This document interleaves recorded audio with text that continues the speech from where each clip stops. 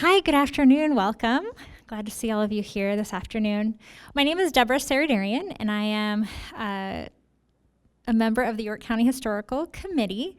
And one of the things that we do is host these free lectures for the public in the fall and then in the spring. And I have a few announcements before we get started. The lecture today will last about an hour.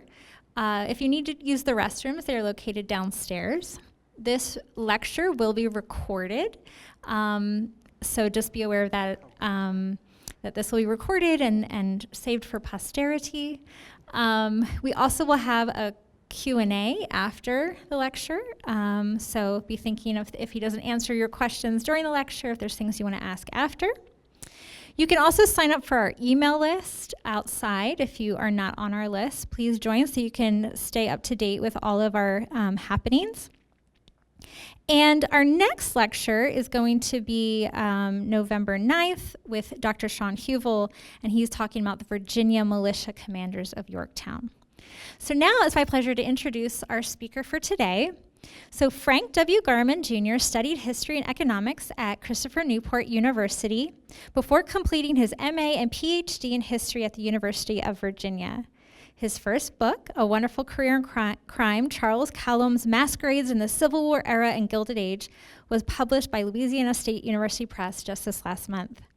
This book traces the career of Charles Cowlam, a Gilded Age swindler who received presidential pardons from Abraham Lincoln and Jefferson Davis during the Civil War. Garman received the Provost Award for Faculty Excellence in Teaching Student Writing in 2023. At CNU, he regularly offers a course on American entrepreneurship and a senior seminar on Alexander Hamilton structured around the award-winning musical. I would love to take that. And now I'm going to turn the time over to Frank Garman. Well, I started working on this project almost by accident. It was the fall of 2020. We were teaching in person at Christopher Newport University. And normally in the summers, I make a trip to DC and I visit the Library of Congress or the National Archives and I take lots of pictures. And during the semester, I have students that work with me and look through those letters to see if there's anything interesting there that maybe we could write a short article about. And in the fall of 2020, I wasn't able to go to the archives. Everything was closed. So I asked my coworker, a Civil War historian, and he suggested, well, the papers of Abraham Lincoln are all online. You could have your students look through them. They're all digitized. And the pardon records sent to Lincoln really haven't been looked at. There are only 2 or 3 cases that any historian has written about, and there are lots of compelling stories of people pleading for clemency or in some cases pleading for their lives. So he suggested that maybe my students and I could write a short 4-page article together summarizing one of these cases. And in October 2020, one of my students found the initial letter from the pardon clerk that summarized Charles Cowlam's case. Now, there were a couple of things that stood out to him about this letter. The first was the date.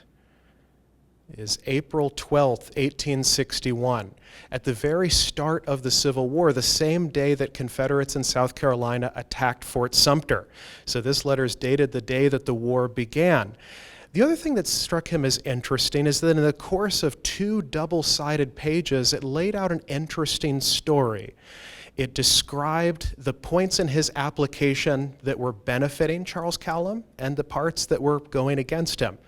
On the one hand, he had sympathetic letters from his older sister, Sarah, who mentioned that their mother had died while he was in prison and that his younger brother and sisters were now orphans and had no one to take care of them.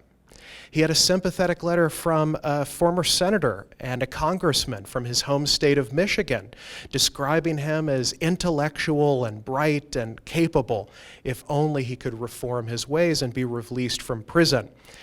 But on the other hand, there was a letter from the penitentiary superintendent in Richmond, Virginia, that described Charles Cowlam as, quote, an old jailbird, saying that he had spent time in the same penitentiary shortly before he had been captured, that Charles was lying about this being his first offense, that he had spent time in the same prison just months previously. And not only that, the pardon clerk mentioned that the penitentiary superintendent had told him that Charles had, quote, pretended to commit suicide when he had been captured in order to garner greater sympathy for his plight. He concluded the letter by saying that if any of this is true, young Charles Cowlam has run a wonderful career in crime for one so young.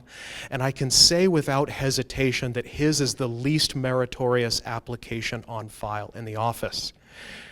So that last line about this being the least meritorious application on file in the office caught my student's attention. He said, I think there's something there. We could even title the article, The Least Meritorious Application on File. But as we began to search for Charles Cowlam, we found more and more things. The first thing that we did was search the newspaper databases.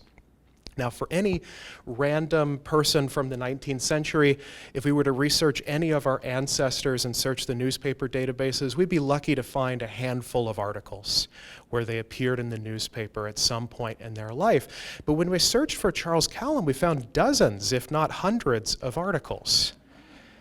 But they all seem to be in different places, involved in different occupations, doing different things. Now, normally as a historian, when you see a John Smith in Charlottesville and a John Smith in Chicago, they're different people. But in this case, the Charles Cowlam in Savannah seemed to have some connection to the Charles Cowlam in New York or the Charles Cowlam in Battle Creek, Michigan. And the points seem to connect the dots. So over the course of the next year and a half, what started out as an idea for a short article with a student developed into this book. And I discovered that he was the only person to be pardoned by not only Abraham Lincoln, but also Jefferson Davis. So he was pardoned by 2 presidents during the Civil War. Charles Cowlam was born in Saline, Michigan, in 1837, and shortly after he was born, his parents moved to Battle Creek, and there he spent his formative years. His parents were both recent immigrants. His father had recently immigrated from England, and his mother from Scotland. His father was a machinist who made machinery for textile mills in the region. And when Charles was 12 years old, his father was crushed by a piece of machinery and died shortly thereafter. Soon after that, young Charles Cowlam turned to crime. His first arrest came during his early teenage years in his hometown of Battle Creek. He was arrested for theft and sentenced to 30 days in the county jail and fined $1. Soon after that, and for reasons unknown, he began migrating east, possibly in search of work, trying to support his family.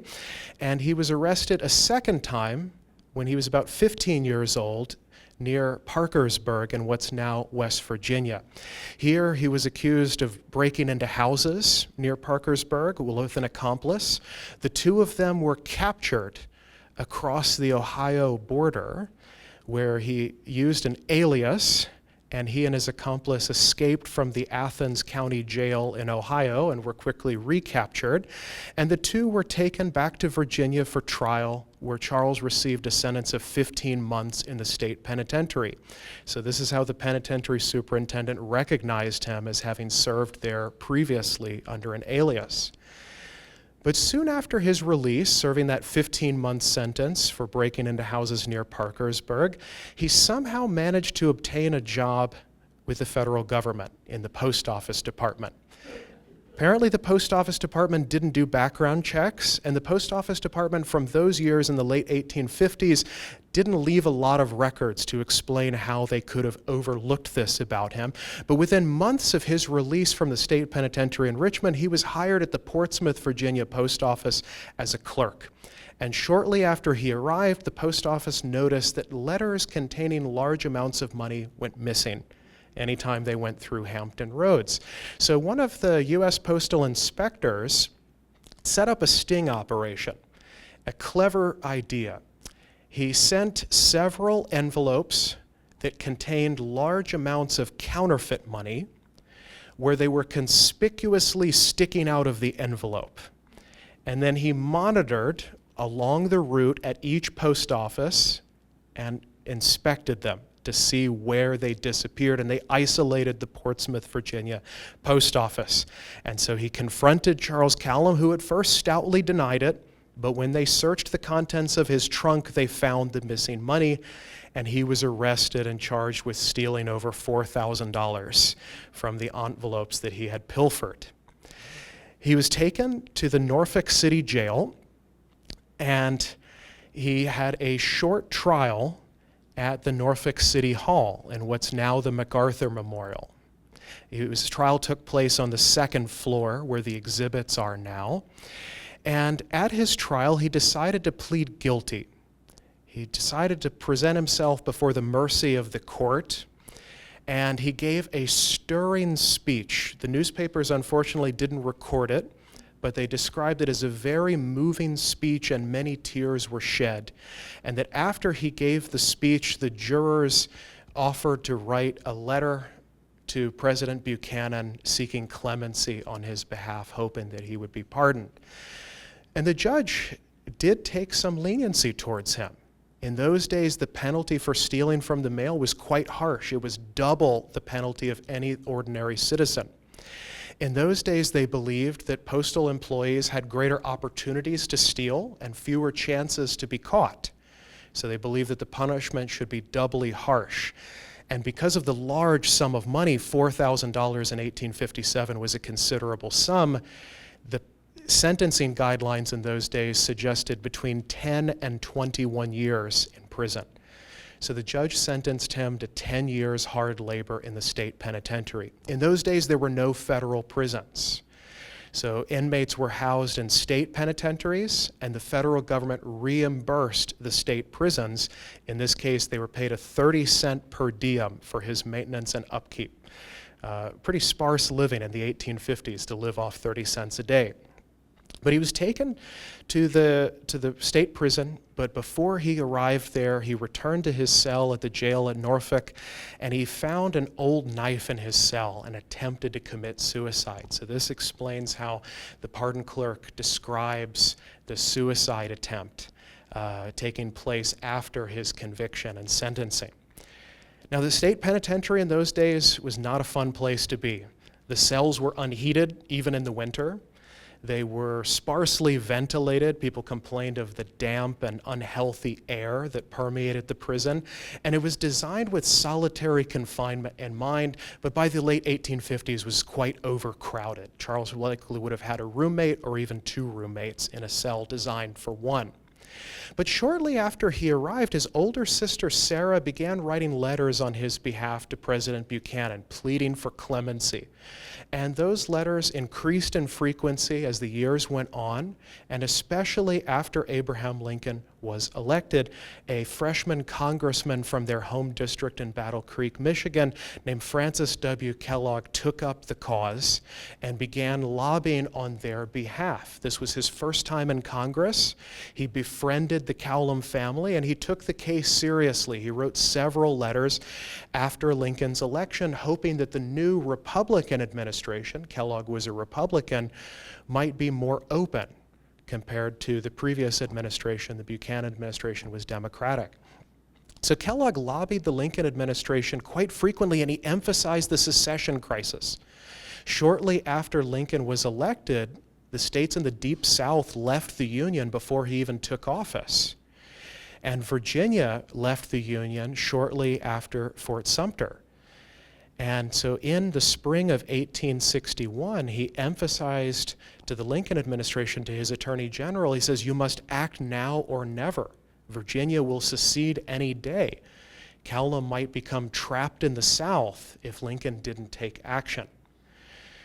Lincoln decided to pardon Charles Cowlam in May of 1861, but unfortunately it arrived too late. It arrived about a month after the state legislature had voted to secede from the Union, and it didn't arrive in time for him to be released. The governor of Virginia refused to recognize the pardon or to let him out, and it created something of an interesting constitutional conundrum for the Confederacy.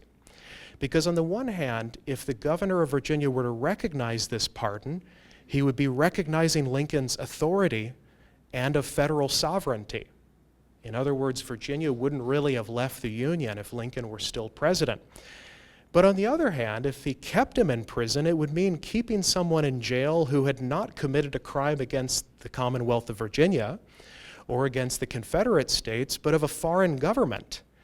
And so that's sort of an odd and unusual situation where they're housing someone who was convicted by a different government, one that Virginia was at war with by the spring of 1861. So unfortunately for Charles, it arrived too late. So he decided to change his story and to appeal to Jefferson Davis. He spent the next 2 years in the state penitentiary, but on September 1st, 1863, he managed to secure a pardon from Jefferson Davis. Now here, Charles knew that his story about this being his first offense and him being a loyal Unionist from Michigan was not going to appeal to the President of the Confederacy. So instead, he produced a letter supposedly from his maternal aunt that described that she had 3 sons that had already died or been wounded in the Confederate service. She described one in a soldier's grave at Shiloh, one buried in an unmarked grave on the banks of the Rappahannock, and a third that she described as a maimed and helpless creature suffering from his wounds and perhaps PTSD. She said that her only regret was that she didn't have a 4th son to give for Southern independence, and she hoped that Charles Cowlam would fulfill that need. Now keep in mind that Charles Cowlam's mother, this is supposedly from his maternal aunt, was a recent immigrant from Scotland. She had closer ties to Canada than the American South. The only relative that Charles had actually fighting in the Civil War was his younger brother George, who was in the Union Army. He had no relatives in the Confederacy, so it's not clear where this letter came from. He may have written it himself. The original does not survive, but it's quoted in the Confederate Attorney General's letter to Jefferson Davis, and then Jefferson Davis quotes from it in his pardon. He granted the pardon on September 1st, 1863, quote, in light of his many gallant kinsmen. And he hoped that Charles Cowlam would soon join the Confederate Army, which he did. He was forced into it shortly after he was released. At this point, the Confederacy was conscripting nearly everyone they could late in the war, and he received a detail in the quartermaster's department, which is probably the last place you would want a convicted thief. But perhaps they thought they could keep a closer eye on him here in Richmond, closer to the center of the Confederacy, than perhaps on the outskirts where he might escape or sabotage, even worse. In Richmond, it seems like he didn't do a whole lot in the quartermaster's department. Soon after he arrived, he forged paperwork transferring himself to Mobile, Alabama. And he used these forged papers almost as a cover story as he traveled and made his way across the South, telling everyone that he could that he was on a mission from the Confederate War Department, that he was going to work in the quartermaster's department there. When he arrived in Mobile, Alabama, he did not report for duty. He described himself later as a wartime speculator. He recalled in 1865 that, quote, I spent the war speculating in bacon, brandy, and whiskey. That he had a grand old time on the outskirts of Mobile, perhaps selling things to the Confederate Army, or at least pretending to do so. But after the Battle of Mobile Bay, he realized that Mobile wasn't the best place to hang out. So he decided to return to Richmond, where he was arrested yet again in the closing months of the war. On the outskirts of the city, he was picked up for stealing and for impersonating a Confederate captain. He was arrested and taken to Castle Thunder, a notorious prison at the center of the city, built on a converted tobacco warehouse. And it was a prison that housed a lot of Union prisoners of war, and Charles likely picked up some of these stories that he would use in some of his later schemes. After a short trial, the authorities at Castle Thunder determined that he should be conscripted a second time, but this time prepared for combat and sent to the front lines. At this, Charles deserted yet again. He walked from the outskirts of Richmond to Norfolk, where he crossed the Union lines with a group of freed people and their families. And in that point, he returned to his family in Michigan, where he saw the war conclude. But in April 1865, he received news of Lincoln's assassination at Ford's Theater. And he realized that having spent much of the war in Richmond, that he might be able to aid the detectives investigating the case. He quickly boarded a train to Detroit, where he met with the colonel commanding the military district of Michigan, and he told him his story. He said, "I have been in Richmond since 1857. This was true. I was unemployed for a time." This also sounds plausible. But then he told them a tall tale of infiltrating the Confederate Secret Service, of having observed their comings and goings, and that he might be able to identify the conspirators or potentially break their codes. At this, the colonel commanding the military district of Michigan paid for his train passage to Washington and sent him there at once. He arrived just days after Lincoln's assassination. He relayed the same story to the detectives handling the case, and they hired him. For the next 2.5 weeks, he worked as a detective investigating the Lincoln assassination. He didn't contribute much. He conducted a couple of interviews at a brothel where he interviewed several prostitutes and relayed what he knew of their alleged Confederate sympathies. And by May of 1865, the investigation had centered on the conspirators, and they realized that Cowlam's intelligence was peripheral at best. But after the war, he was able to parlay this into a real job as a detective in at least 2 governments, and attempted a third. He first tried to obtain a job with the Canadian government. In 1868, there was an assassination of a member of Parliament named Thomas D'Arcy McGee. He was shot in the back of the head as he walked to his home, to his boarding house after a late-night session of Parliament. And Charles Cowlam began writing letters to the Prime Minister of Canada, indicating that he had overheard conversations at a Michigan train station that he believed could help crack the case if only he could be hired as a detective. Now, the Canadians ultimately did not hire him, but they found his information so credible that they sent the head of the Canadian intelligence services to go meet with him in Michigan, and spent 2 days in Kalamazoo, Michigan, trying to figure out who these individuals that he had overheard at the train station were. The individuals that he had identified were suspected members of an organization called the Fenian Brotherhood. And this was a group of Irish nationals who wanted independence for Ireland. And in a couple of instances in the 1860s and early 1870s, they launched incursions, almost invasions, into Canada from the United States. And their goal was essentially to hold Canada hostage to convince the British to release Ireland. As far-fetched as that sounds, they attempted it 3 times. So Charles believed that members of this group were the ones behind the assassination, and this will come up later. He then managed to obtain a real job with the Internal Revenue Service. In 1868, he parlayed his brief efforts in Canada and his marginal, peripheral at best, contributions on the Lincoln assassination to a real job with the Internal Revenue Service as a detective, where he spent the next 1.5 years working in a district that covered Savannah. It covered Georgia and Florida. He was based primarily in Savannah. And during this time, he managed to uncover a whiskey smuggling ring that implicated a U.S. attorney and a U.S. marshal. He helped to exonerate an African-American minister who was falsely accused of counterfeiting. But his old habits seemed to keep up with him. He also developed a habit for blackmail and extortion.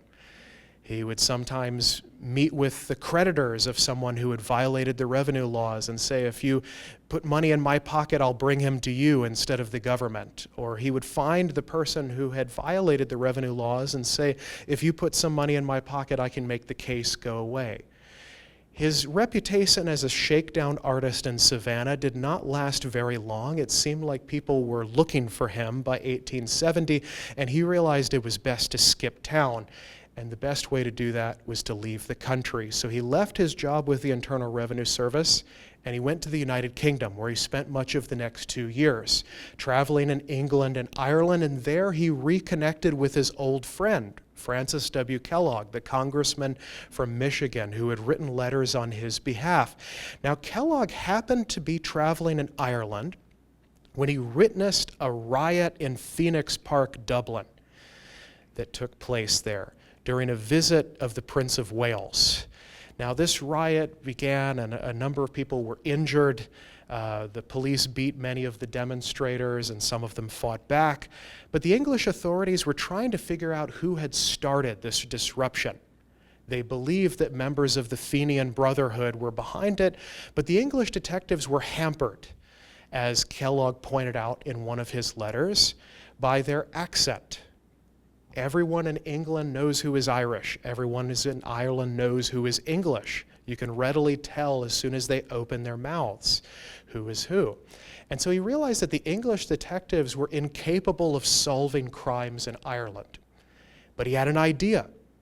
He suggested that an American, posing as a curious tourist, investigating his ancestors from the old country, could infiltrate these Irish nationalist networks and expose who the real terrorists were.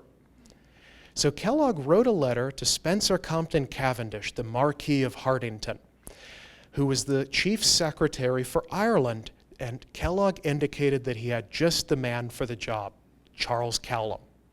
He suggested that with his credentials in Reconstruction South and with his credentials working on the Lincoln assassination, who better to pose as this curious American tourist? And Hartington hired him.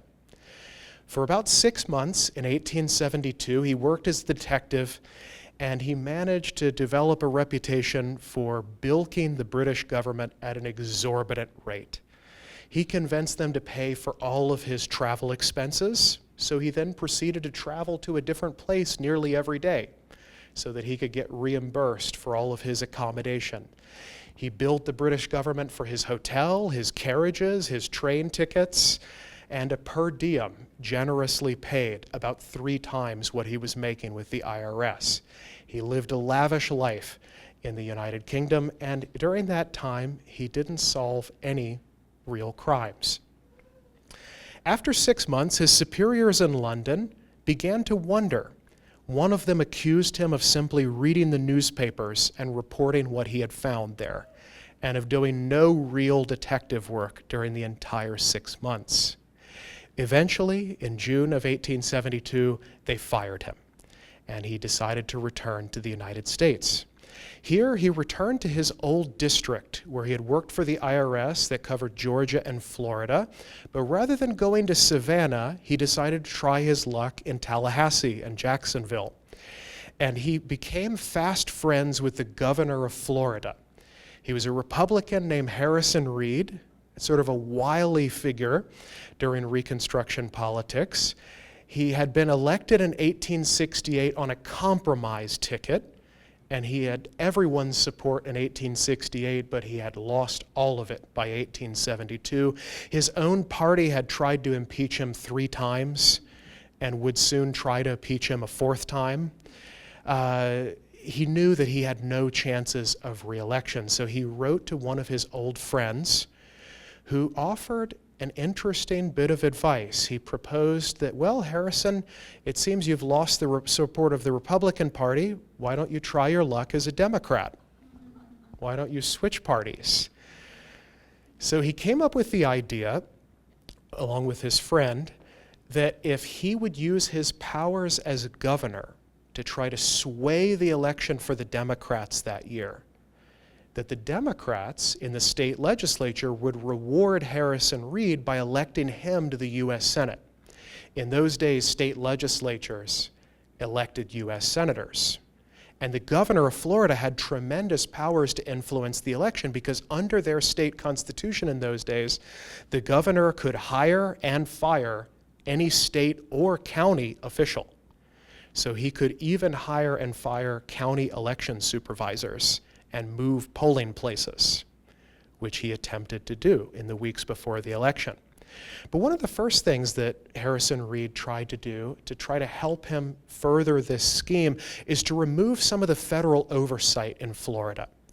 He realized that the U.S. Attorney and that the U.S. Marshal were solidly Republican and very much against him, and that they might be able to use federal oversight to ensure that the election was fair. So he asked President Grant to remove these two offenders, accusing them of having been behind his latest impeachment, and President Grant removed them. In their place, he suggested that Charles Cowlam should be appointed U.S. Marshal for the Northern District of Florida. And so now the former jailbird was now U.S. Marshal. It seemed like every Republican in Florida was outraged. They all wrote to Washington. And within a matter of days, they managed to piece together that Charles Cowlam was a newcomer. They were not sure if he was a Republican. And they managed to piece together that he was a convicted felon. After 11 days, Grant rescinded the appointment. But at this point, Charles Cowlam decided to launch a scheme of his own as a congressional candidate. He produced deceptive-looking ballots like the one shown here. It has Grant and Wilson, the vice presidential candidate in 1872.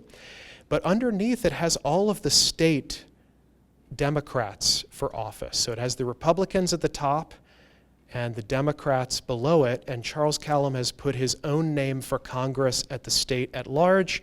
And you can see from this ballot, which is in the Florida Historical Society, the name is crossed out, and another vote is written in of Charles Jones, who also ran in 1872. But he presented these deceptive-looking ballots to try to convince unsuspecting voters to vote the Republican ticket for the national elections, but the Democratic ticket for the state elections to try to further Harrison Reed's scheme. And in the weeks before the election, Reed removed several county election supervisors and replaced them with partisans who would then move the polling places in an effort to steal the election.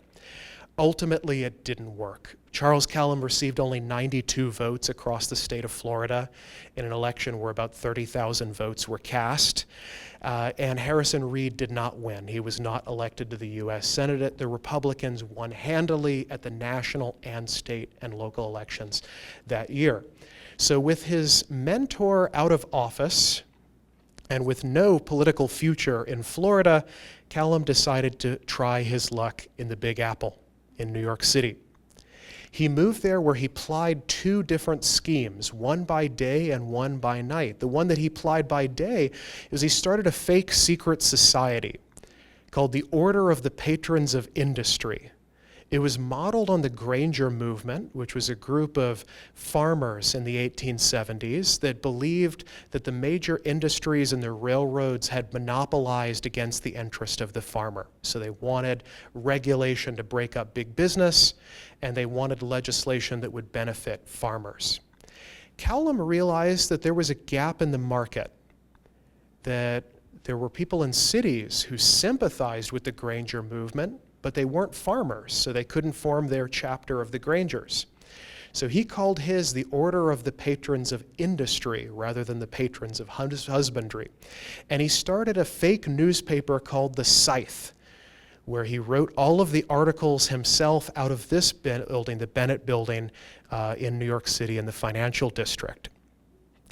By night, he plied a different scheme. He presented himself as an eligible bachelor. Even though he was already married since 1866, he realized that New York State did not have marriage licenses in the 1870s, and that New York City was so big with 1.5 million people at this point in time that he could move from neighborhood to neighborhood and no one would know where he had come from.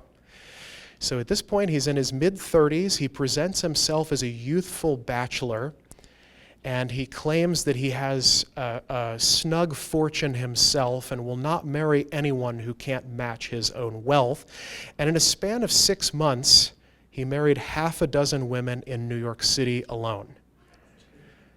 Here is an advertisement taken out by an attorney named Ira Schaefer who tried to track him down, and I'll read it to you. It says, Charles Cowlam in January last in the city of New York married my client and by so doing committed the crime of bigamy. His brother, George B. Cowlam of Washington, D.C., writes my client that Charles died in a foreign land and that his death was sufficiently painful in its surroundings to atone for whatever wrong he could have done anybody. My client has reliable information that Charles is alive, and inasmuch as her former reward of $3,000 for proof of his death has failed to bring the necessary evidence, which could easily be furnished by George, as she supposes if he writes the truth, I am now authorized to offer a reward of $3,500 for his apprehension and conviction of said crime. Ira Schaefer was a pugnacious New York attorney. He was known for being very combative in the courtroom. At one point, he threatened to shoot Joseph Pulitzer because of some unflattering press coverage that he'd received at one of his trials. And when someone asked him, well, Mr. Schaefer, aren't you worried that you would be convicted of murder if you shot Joseph Pulitzer? He is said to have replied, quote, no man worth $500,000 could ever be convicted of murder in New York. He's an interesting character in his own right. So he tried to track Charles Cowlam down and tried to piece his story together. Before this book came out, Ira Schaefer's article in 1874, which put together his life story in the Detroit Free Press, was the only article about Charles Cowlam that summarized his life. Here's an image of his first wife, Mary Ives Cowlam. They married in 1866 in Detroit, and he abandoned her in 1874. After 1874, he spent the next 12 years on the run as a fugitive. Bigamy was a serious crime in the 19th century. He spent the next 12 years on the run, and according to later accounts that tried to piece together his story, he spent some time in the Midwest as a traveling photographer. He spent some time in San Francisco where he copyrighted a play and performed it at Baldwin's Theater called Perpetual Motion, a drama in 4 acts. Unfortunately, it hasn't survived, but I'm sure it was good. And he went to Guatemala to prospect for gold, where he befriended a Latin American dictator. He returned in the 1880s and resurfaced in 1886 at the National Soldiers' Home in Dayton, Ohio. Here he claimed, appearing about 40 years of age, to have been a Union colonel and to have been suffering from dementia. He claimed that he could not remember where he had fought or who he had served with, but he was certain that he spent 4 years in the Union Army as a colonel. The newspapers took up this compelling story with great interest. They looked for help to try to identify this poor, confused veteran who his former comrades were. The War Department launched an investigation and a special inquiry, and after 3 months, they discovered that he was not Colonel Livingston Graham, as he claimed to be, but that he was Charles Cowlam, and that he'd never served in the Union Army and had no claim to the Soldiers' Home. They asked him to leave. His younger brother George picked him up, and they returned to George's hometown where he was living at the time of Madison, Indiana, and there the trace grows cold. This is a photograph that I believe is of Charles Cowlam. It was found alongside the photograph of his wife in the University of South Carolina archives, and it matches descriptions of him from this time period. There are several descriptions of his appearance, and it matches all of them. And he also has some similarity to his younger sister, Elizabeth, in the ears and the nose. So we can see some similarities in their appearance there, suggesting that they're related. After 1886, the trail goes cold. We're not sure what happened to Charles. He never showed up in any of the Madison, Indiana city directories in his brother's house. And afterwards, Charles Cowlam seems to vanish from all the newspaper sources. It's possible that he died. He was often described as a heavy smoker, and his brother George only lived to be 56, died just a few years later. So he may have died, or he may have changed his name and continued the scam under a different alias, perhaps something more creative than the ones he used during his lifetime. As Ira Schaefer wrote in his 1874 article, he has as many aliases as there are letters in the alphabet. I've found about half the alphabet, but there are other letters still out there. And so with that, I'm happy to take questions. I'll take the microphone. Yes. And then, what questions do you have? And I'll bring the mic to you. Did he take a second wife? Well, he was married, he was married in 1866, and he abandoned married lives in 1874. So he married about half a dozen women in the span of 6 months in New York City, but unfortunately none of the newspapers identified them by name. Perhaps they didn't want to be identified out of shame or embarrassment, having been swindled out of money. In one of the articles describing the bigamy scandal, it mentions that this woman has lost $50,000 and is prepared to spend another $50,000 getting even with him. So he targeted wealthier widows and managed to steal a substantial sum. $50,000 would be like $1 million today. So he stole a significant amount of money in those days, but unfortunately none of them were identified. Maybe they didn't want to be, or perhaps in those days newspapers often didn't record women's names. So one or the other. I'll bring the mic to you, and then we'll just swap. Any other questions?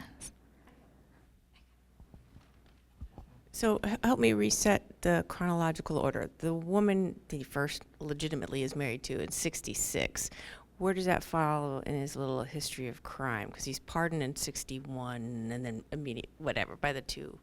But how, was she from hometown? With, like, that kind of thing. So he married Mary Ives in 1866 in Detroit. Her father was a wealthy banker, and it's not clear how they met, but he was from Michigan, she was from Michigan. After the war, he rejoined his family there, and he spent some time in Detroit. He moved around a lot. So when each of his sisters got married, it's interesting in looking at the marriage records that he was a witness to several of the weddings, and they describe him as Charles Cowlam of Detroit, Charles Cowlam of Chicago, Charles Cowlam of Racine, Wisconsin. So he moved around very frequently. I don't know more details about Mary Ives other than that she lived to the 1930s. She lived to be, I think, 89 or 90. Let me see. Oh, I gotta go back. So this photograph would be from the time period before they separated, before he abandoned her. So sometime between 1866 and 1874 is when this photograph would date from. But it matches her descriptions as well. She later applied for a passport application, although I'm not sure why or where she went, but it matches her description from that document as well.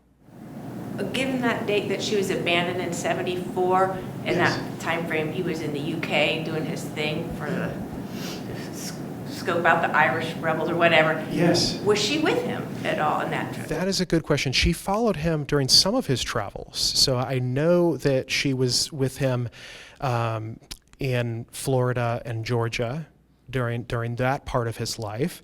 When he was in the UK, they described him as traveling with a wife, but she applied for a passport application in, I think, 1890, and he applied for a passport application in 1870. I don't know all of the rules for passport applications. She might not have required one when they were a married couple, but it seems strange that she didn't apply for one when he did, if they were going to travel together. But there are no descriptions of her in the UK. So I'm not 100% sure if they traveled together. They were together in New York. So there were a couple of addresses where they lived together on the Lower East Side in Manhattan before he disappeared in the spring of 1874. I have a question. You can actually keep the mic. Did you feel like a detective finding, like, on his trail? And, like, how exciting was that as far as, like, the research process for you? Like, to go, oh, he's here again, there he hears it again. So how did that feel as a historian? It was very much like a detective type of work because I couldn't take anything that he said at face value. Everything that so there are only about 25 letters from Charles, but in each of the letters, there's usually a grain of truth or some veneer of credibility and then a huge lie. And so it was very difficult to determine, was he actually telling the truth about any of this? So one of the pieces of the story that was the most difficult to pin down was he actually a detective on the Lincoln assassination? Because he told everyone, that was the first thing he told people, that he was a detective on the Lincoln assassination. And the story got bigger and bigger and bigger over the course of his life to where it involved, in different retellings of it, warning Lincoln the night before his murder, writing letters to William Seward. There are different versions of this story, and it seemed like they would grow as the decades went on. But eventually, I found in the National Archives the receipts where he was reimbursed, where they had actually hired him for, I think, 17 days. He worked as a detective in Washington, D.C. So it had all of his meal receipts and hotel, his per diem that he received. But that was a really difficult document to find because the receipts from the Lincoln assassination investigation are in boxes in the National Archives, but they're just in piles. And so you have to just sort through, like, thousands of little pieces of paper until you find one that's marked Charles Cowlam, receipt for lunch, receipt for breakfast, receipt for laundry, these sorts of things. So one of the great things about this case is that so much of his life involved the federal government. I mean, he was appointed U.S. Marshal. He was pardoned by Lincoln. He worked on the Lincoln assassination. He was in a soldier's home, which was a federal facility. So because he was interacting with the federal government so frequently, the federal government doesn't throw things out, usually. And if he had been a private swindler, if he had only conned passersby, it'd be a lot harder to track him down. But it did require a lot of detective work to find the needles in the haystack, and every single one that I found was a ton of fun.